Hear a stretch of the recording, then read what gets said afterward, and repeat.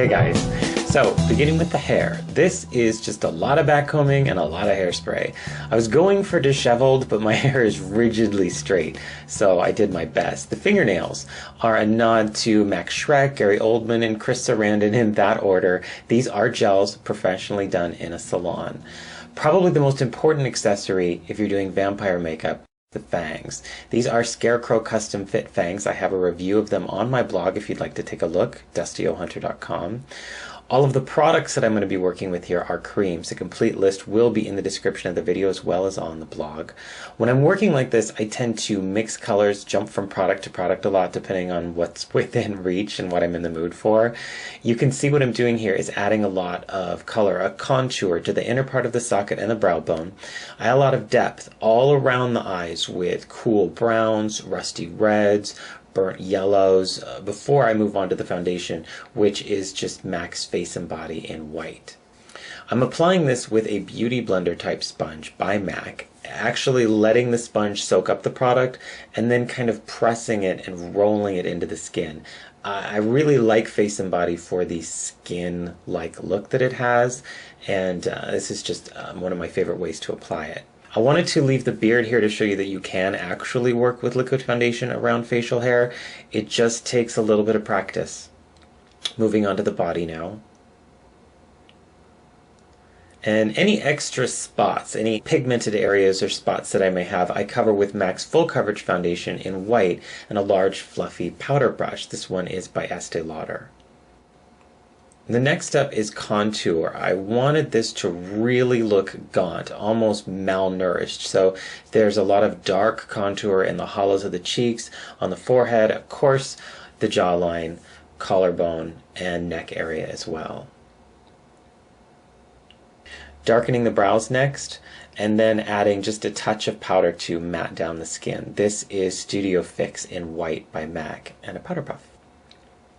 Now it's time to go in and really darken everything. You'll notice I do a lot with the outer edge of the eye socket. This kind of hollows out the face, and from the profile, as you can see, actually looks pretty cool. I'm going to admit here that I was actually really stumped when I started this character. There are so many versions that have already been done. I felt torn between wanting to incorporate some of my favorite makeup looks for vampires, but also wanting to avoid some of my least. I'm a fan of writers who change up the mythology to some extent. Two of my favorite vampire films are actually The Hunger and Life Force. I don't even think they have fangs in those movies, actually.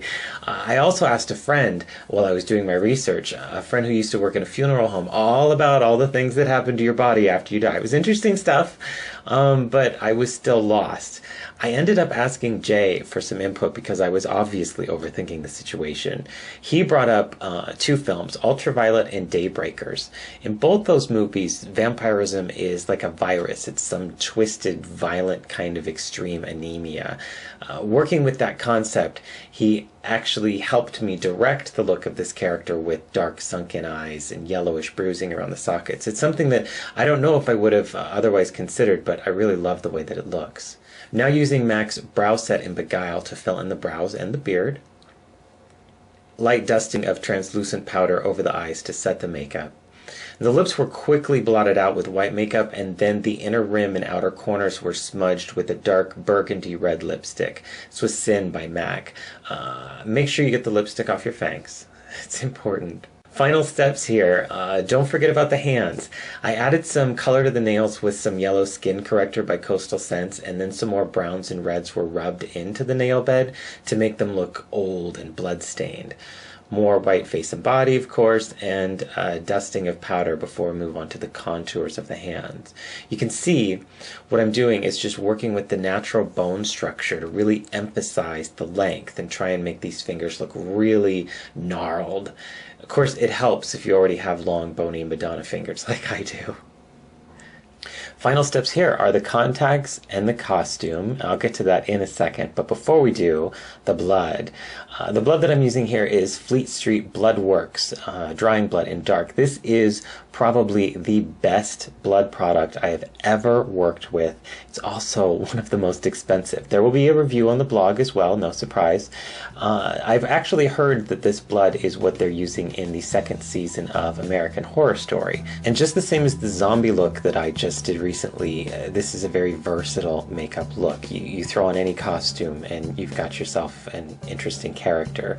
A quick note regarding the costume here, I was actually originally going to do dressy. I wanted a nice dress shirt and a jacket. It was going to look more expensive. With the facial hair, it just didn't really fit with the character, so I took some time to kind of meditate on this and decided I was going to create my version of a Bruja. Any of you who've ever wondered how big of a nerd I am, now you know. Alright guys, that's it. Thanks so much for watching. I hope you liked this. This was a lot of fun. Don't forget to check out the blog for more information, dustyohunter.com. Thanks so much for watching. Until I see you again, which will be soon, take care and drive safe.